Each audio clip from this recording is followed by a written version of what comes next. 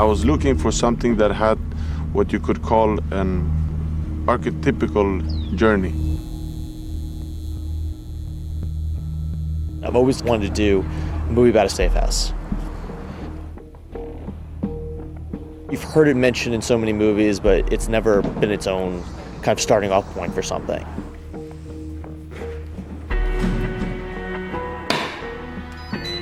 I came across the idea of let's do it like as a two-hander. Let's pair a green idealist housekeeper and a veteran cynic. For me, it was all about the relationship between these two guys. I mean, they're bound together in one way or another, and there was something really beautiful about that.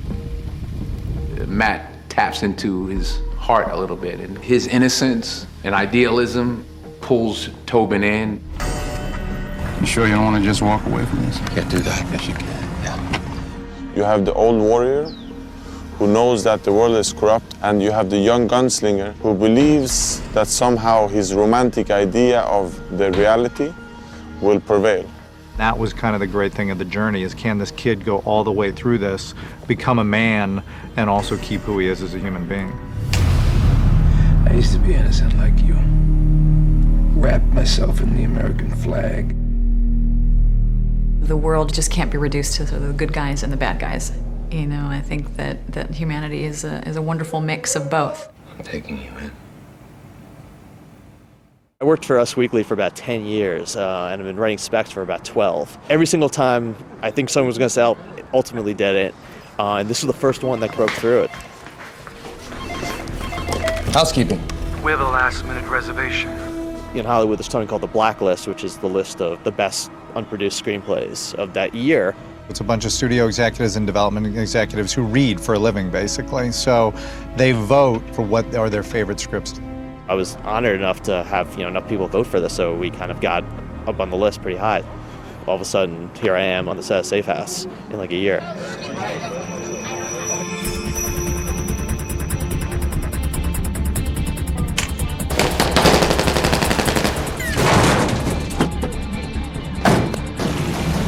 Daniel breathes a whole new life into the script. He sees everything through the prism of what's the character, what's the character thinking, what's their motivation, and he just brings it to life. So when you leave, you're standing here, you're taking that moment in, and then you leave, like very hasty. Daniel's movie, Snabba-Cash, he made it in Sweden on the budget that he did, and you were completely invested in it. It felt big, it felt cinematic. And then when you meet him, he's an unbelievably infectious, smart individual. He's well-traveled, he speaks multiple languages. Eso lo tira como no está diciendo una cosa importante. My background is more European art house.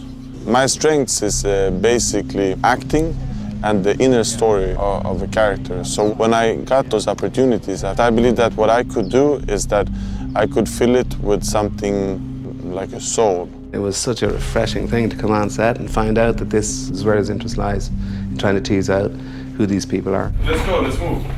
He's unlike anyone I've ever worked with or even met before. It's like this incredibly wise, intuitive, intellectual thug, which is sort of a weird combination for a person. So it gives him this incredible street sense and this feeling like he's a guy who could very easily be in a bar fight. And at the same time, you could name any book and there's a good chance that he's read it before you. Frost was always like, God, could we get Denzel Washington? And he was doing the play Fences. And we went to New York to see him, and Daniel and I had lunch with him, and at the end of the lunch, Denzel stood up and said, all right, we're gonna do this. I called his agent, and he said, yeah, I just got off the phone with him, he's doing your movie. And it was just one of those great moments, of life where here's Daniel, his first Hollywood movie, and Denzel Washington just said yes to it.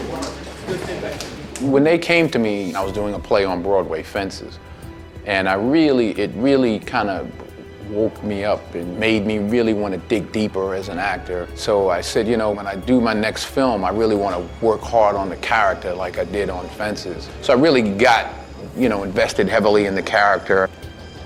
Denzel spends about a half a year in his character before we even shoot.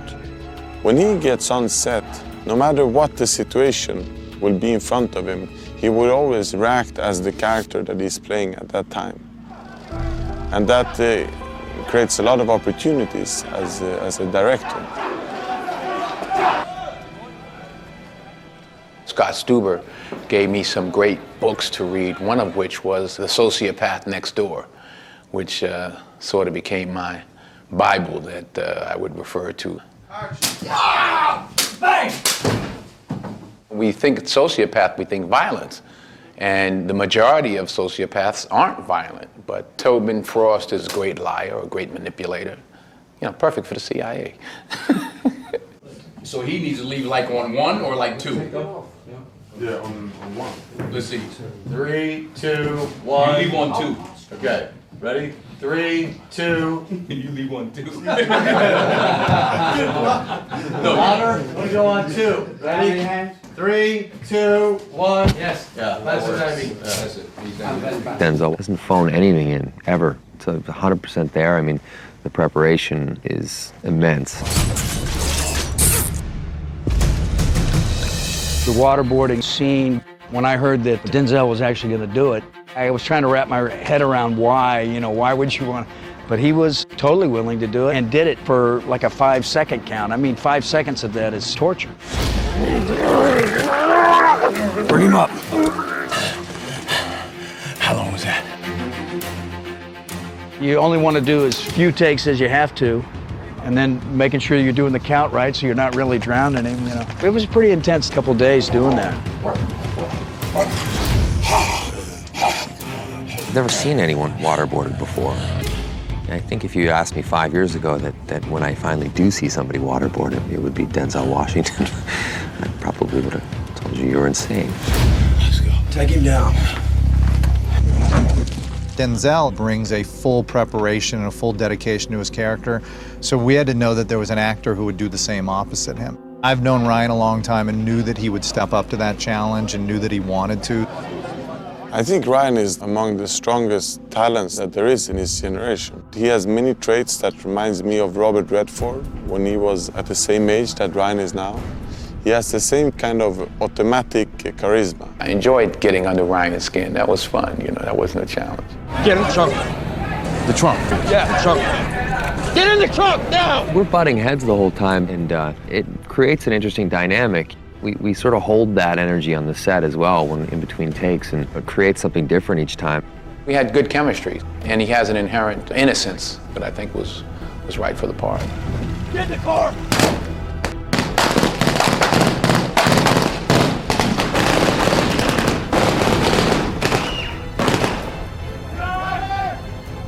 We all got here a good 3.5 weeks early and just worked together and workshopped the script and rehearsed. So to have that opportunity to go in and discover who these characters are is something I jumped at. You have to leave. I need you to leave.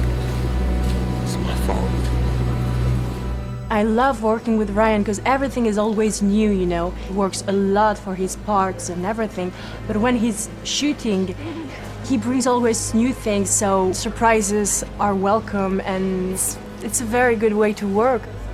You know what's most interesting about seeing all these great supporting actors come in and out of the movie is the first take or two, they're really just listening more than they're performing, because every movie has a language. You see that they sort of hear the language of this particular film and they understand it.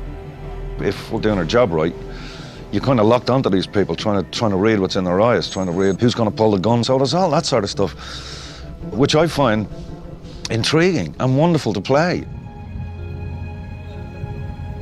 Could you do me a favor? Yes. Yeah. Could you guys be in the car and just shoot out, shoot one gunshot towards the window? We might see the flare. Sure. Yeah?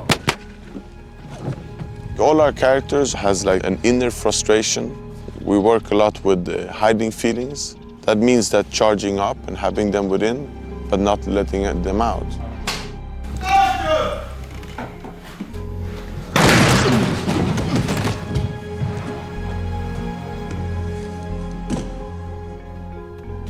Action without character is just kind of boring. When you actually get to know these people, there's real depth to them. And having the quality of actors that we have, you feel what these people are feeling. Let's go. Get up. As actors, I think none of us are particularly attracted to just shooting a movie that is a an action film because they're hard. You get your ass kicked. This is Cape Town Rap for Reynolds. We're attracted to the film because it's a character piece, and when you get those two components right, when you have an action film that is also deeply rooted in character, you get something really incredible and rewarding out of it for both sides.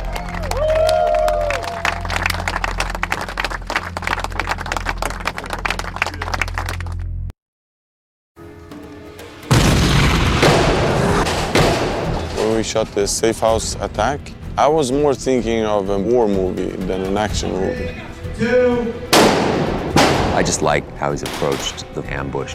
It's certainly intense to watch something like that. There's nothing polished about it. It's not gratuitous violence, it's violence attached with emotion. Fellas! Stay there!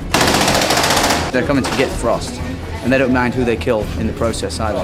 Daniel said, don't just run around and play army. This is a real emotional thing, and I want to see that in your faces. That was nice. Oxygen! Do it again.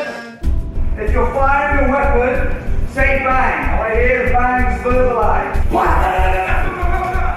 Boom, boom, boom. Oliver? My name's Dan Hurst, and I'm the tactical advisor on Safe House. So when you come in, stay behind this wall. Because you can start firing, keep these guys away. Tactical advisor is to assist the director in showing him what's tactically correct, or as much as possible within the actions. Dan gave me a map of the set before we showed up, kind of gave me some ideas of what was going to happen and where we were going to be going and where the room was. Let's go, boys. That we were going to hear the explosion, how thick the walls were, what it would sound like. 3, 2. The grenades go off, everybody ducks for cover, and out come the first mercs. There's a bit of gunfire, and our man Kiefer comes out. The CIA guys, they have to look a little bit more sharp and regimented because they might have been recruited straight from a war zone. So they would be using all the corners, stacking up on the corners just to stay covered. You know, there's only certain things you can do on a corner. If someone's firing an automatic weapon down a corridor at you, you know, you're not going to stick your head out. They're here for me, but they want me alive. You they'll kill. The mercenaries have a mix of sharp and a bit rusty. They're recruited from different militaries around the world, even private security companies, police. So they've come from bush war, Africa. So they weren't supposed to have high-tech equipment. They might not use cover as well. And that's why in the beginning of Safe House 1, the CIA seemed to be holding them off. For this specific sequence, we probably use about 1,500 squibs. So we've got multiple panels, so we can, after they've been blown up, we can literally pull the panel off and bang another panel on. But there is a lot of squibs in the set, yes, a lot. And these guys are on self-fire boxes, so they've got the trigger themselves. Our actor pushes the button and it detonates the different squibs. One down on his knee, number 1, and number 2 up in his shirt. They get attacked by an extreme firepower. And when that happens, they go from being soldiers to being humans. Go, go, go, go! Let's go, move! When we have our second wave with Vargas coming through, that's when they're completely outgunned and, you know, and they're realizing the gravity of the situation. Vargas' method is to let some of his mercs do the first dirty job, then get shot. Take the first line, and then Vargas steps into the room and basically just clean everything afterwards. Once we realize we're being overrun in the safe house, it's about how do we get out of here. You better have an exit strategy. It's just a shitstorm that we can't deal with, and we're overwhelmed. Now you're firing and maneuvering. Big heavy gunfire as much as you can. Top, you can hit again, down you go. And even though you're a trained guy, there was a couple of takes where my guy is freaked out. And he's got to bring it all back together. But, you know, Daniel was really pushing me to do that. You know, I want to see you scared shitless. And I want to see you pull it back together. Let us see what a struggle this is, that you're having to deal with your own nerves. This ain't a test, this is the real thing. You don't want to try me. Jake McLaughlin, who I'm particularly fond of, he's a real veteran. He actually fought in the Iraqi war. And he was infantry. And I learned a few little tricks from him. His pistol skills were great. And I get it right here, right? Yeah. He was certainly one to pick for information. Give me your arm! Hook my arm, let's go! I got you! They realise that the situation is untenable, and they'll fight to the death.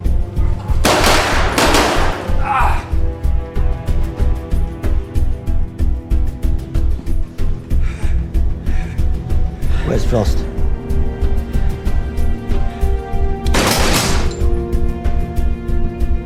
It's like a little one-act play within the movie. That last shot was great. It's good, yeah. Yeah, it was beautiful. But we got it. Nice. My hat's off to the team because they did a fabulous job. They really did. That was good.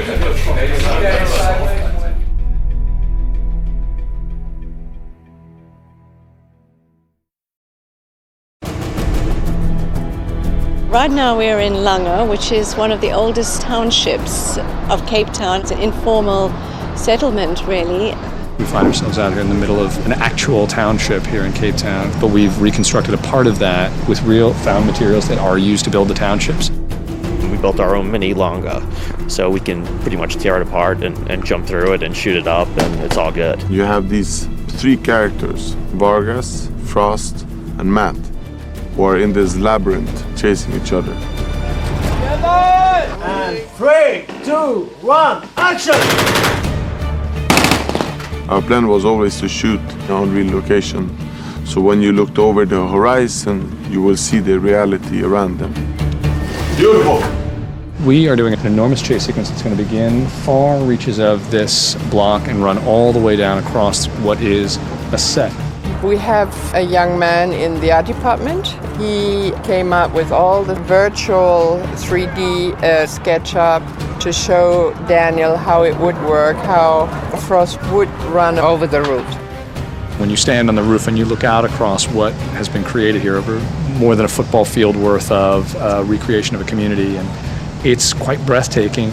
I was completely amazed. I couldn't tell the difference between our set and the location. It's beautiful.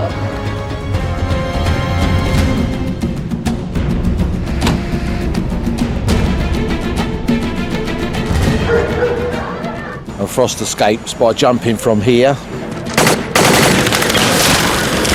over onto this township roof, which we've built to a certain extent in amongst the other Lange township here. There's a lot of room for adding action within the foot chase across the roofs. The guys behind us are rigging the safety lines for both characters, and also a cable cam system.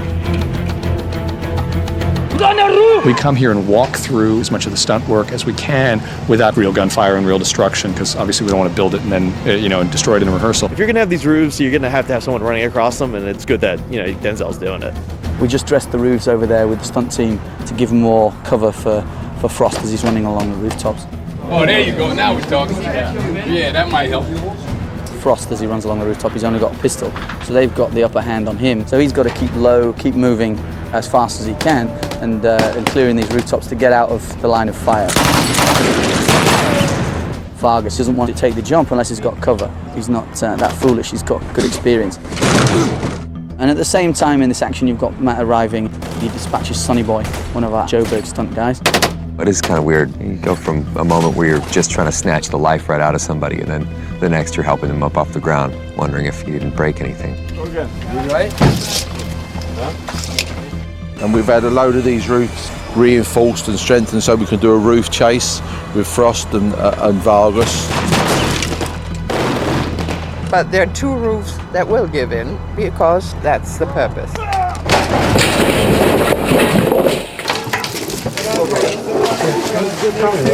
That's good. You don't want to be doing stunts and jumping across rooftops if your adrenaline isn't flowing. The anticipation of something like this is great, because this is one of those moments during the movie where you feel like it's a real effort of the entire team to pull it off. Get in the car!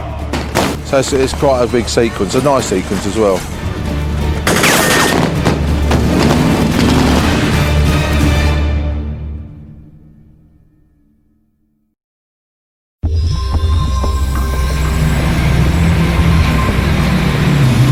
I love seeing movies where you get a real palette of something. It's a postcard of a place. I think the movie will have a great palette because Cape Town has a great palette. From downtown to the townships to the ocean to the mountains, it's a very unique place. The landscape around it, the sea, the mountains, the clear, clear skies, the beautiful colors. It's another character in the movie, Cape Town is, and it's going to be seen on a grand scale. And with a really cosmopolitan, a fantastic melting pot of cultures, and it's an extraordinary place. We fell in love with Cape Town in the moment we got here. It's such a rich city, you know, it has so many beautiful aspects. The shooting location is always secondary, but as we got here, I realized that it was a key component to the movie. There have been a lot of projects shot in Cape Town, but not as Cape Town itself. So I think it's added a lot of depth and character to the film. There's everything here, crazy wild animals, and you can kind of find any location you'd need. That's one of the beautiful and great things about Cape Town. It's so diverse. It gave us a cityscape. There's a really beautiful downtown with freeways and looks and high rises. You have really big urban parts of the city that it almost feels like you're in New York at times. I like the sound of birds or cars because then I know where reality is. On this project, we've had to film an enormous amount in the city streets, more than ever before. So it's been very challenging in terms of the city authorities for them to understand that actually we need huge city blocks. It can't just be like one block, we need 5 blocks or 10 blocks. A city as dense as Cape Town is, you can't really lock it up the way you always intend to, and you know, it's always that moment of shocked onlookers sort of staring, wondering what the hell's going on while I've got a gun pointed at this guy and I'm shoving him in the trunk of a 1980s BMW and peeling off, you know, top speed. It's got to be pretty bizarre.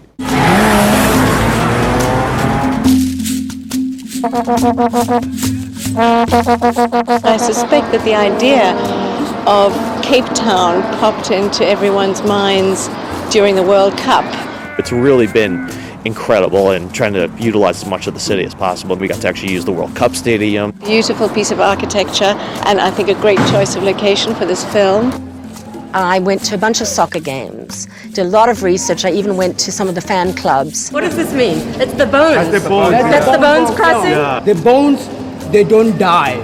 The bones, they stay all the time, as you can see. What I noticed about South Africa and all the fans here is that you see a lot of men walking on the streets here wearing jumpsuits of different colors and sometimes in quite bright colors. There were times where I, as a designer, would tend to shy away from certain colors like black or white or red or blue, and I tend to edit those out because I don't want the focus to be taken away from the lead actors. But Daniel, our director, specifically said to me, don't be scared of pops of color. I'm not scared of colors. It's a part of our medium, you know? It's like you say that you're afraid of music. I think color gives a passion, you know? It gives heat to the moment.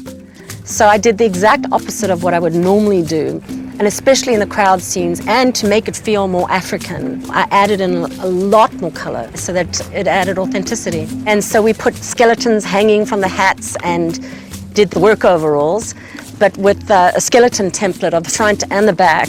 And it was absolute magic to see these real things that I'd never seen before actually come to life and in our film and add, you know, real flavor.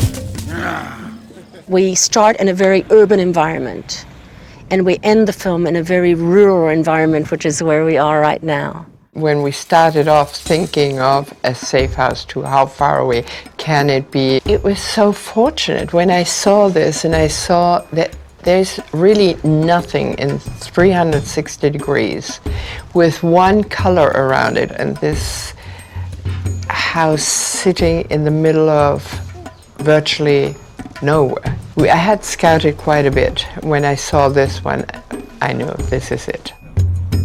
Cape Town is a cosmopolitan city. All butted up against this amazing Table Mountain. The first few times I looked out of my apartment, you look up at Table Mountain, you expect to see a Tyrannosaurus Rex coming over the top of it. I love Table Mountain. I took the tram up. It's one of the most unique, beautiful places that I've ever seen. And you've got Lion's Head Mountain, which is this great mountain that has a unique look to it. It's ridiculously spectacular. So that kind of urban surrounding with these mountaintops around it combined with the ocean. And as you drive around, you see a real discrepancy in wealth. And I thought that one interesting thing for the characters would be to go through those social layers in their emotional journey. Kind of creates this really interesting juxtaposition in the film. I mean, you have these moments where you see the first world is alive and well here in South Africa, and then you have other moments where you see the third world is doing its best to struggle through the day as well. Right now we're in Langa, which is one of the oldest townships. I'm sure you understand what this township is. It's an informal settlement, really, close to the city. When you see places where the obvious physical consequences of racism and disenfranchisement have created, it's shocking. I'm glad that Daniel loved, to get the real texture, the real feeling, to shoot in the townships. I really, really, really enjoyed doing that.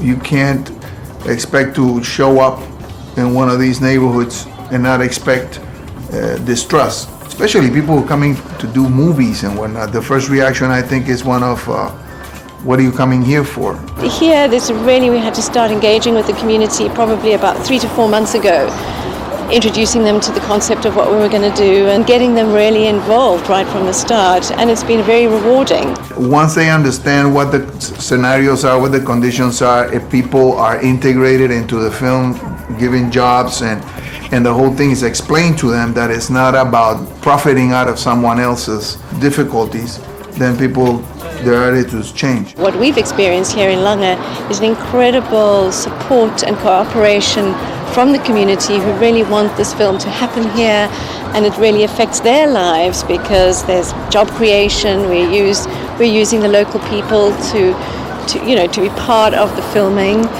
One of the unique things about working in a township like this is that there is so much warmth and care and humanity around one, and yet these people have nothing. They seem to have a greater wealth of happiness than we do, and there's a lot of lessons in that, I think. Just looking at my nephew and the other guys that work for me, they were all just, blown away, and in fact, they got involved with some of the orphanages and working with the kids there, yeah. In fact, my security guy, Sal, he went out and bought a bunch of toys and ice cream for hundreds of kids. He was really moved by what he saw there. The great thing about movies, they immerse you into a world, and that's something we were really determined to do, which is move you around Cape Town, be within real environments, be within real places that you feel like you're touching and being in there. I think it's represented beautifully for its dark moments and its light. It's like nowhere else in the world, man. It's given us so much. I mean, it's just been such an experience, not only as an actor, but as just a person. I think what we've achieved on this film is to actually find the inside of Cape Town and to bring it onto the screen. All those places were great and really brought dimension to that landscape and really made it beautiful and unique.